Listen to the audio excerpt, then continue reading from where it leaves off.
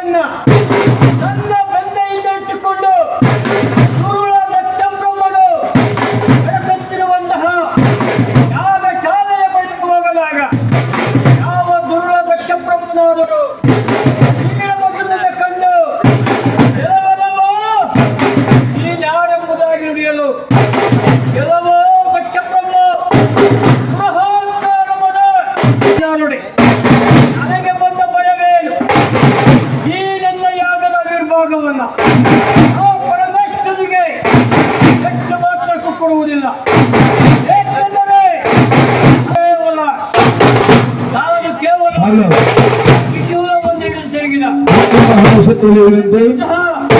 ನೀನು ಕೆಲವೇ ಕ್ಷಣಗಳಲ್ಲಿ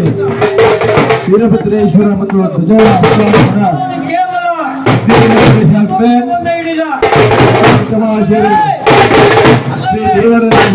ನನ್ನಲ್ಲಿದ್ದಂತಹ ಸಾವಧಾನ